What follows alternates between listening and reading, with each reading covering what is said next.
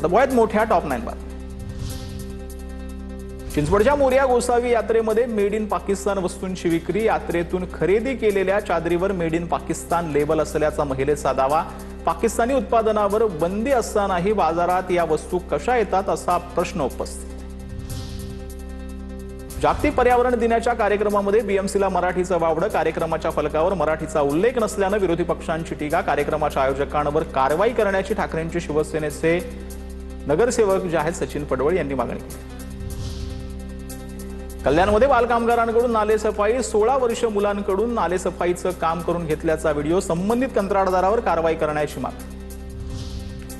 निदा खान प्रकरणामध्ये महत्त्वाचे अपडेट। निदा खाननं पीडित मुलीला दाखवले होते झाकीर नाईकांचे व्हिडिओ। झाकीर नाईकांचे व्हिडिओ दाखवून पीडितेचं धर्मांतर। मुंबईतील कोट्यावधींच्या आर्थिक अपहार प्रकरणातील आरोपी पोलिसांना शरण। आरोपी श्वेता साळवीवरती सुभद्रा मेटल्स कंपनीमध्ये 6 कोटींचा आर्थिक घोटाळा केल्याचा आरोप। या प्रकरणामध्ये 16 जणांवर गुन्हा दाखल। नीट पेपर फुटी प्रकरणातील आरोपी मनीषा वाघमारेच्या जामीन अर्जावरील आता आदेश कोर्टाने राखून ठेवलेला आहे। मनीषा वाघमारेच्या जामिनाबाबत 9 जून रोजी निकाल। सीबीआयच्या झाडाझडती घरातून रोख रक्कम न सापडल्याचा आरोपीच्या वकिलाचा युक्तिवाद।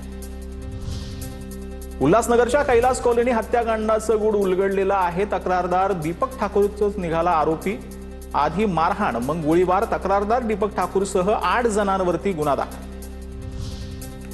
लोकसभेनंतर राज्यसभेतही डीएमके पक्षाच्या आसन व्यवस्थेत बदल करण्याची मागणी। सूत्रांची माहिती। सध्या डीएमकेचे खासदार पहिल्या रांगेत काँग्रेसच्या बाजूला बसतात।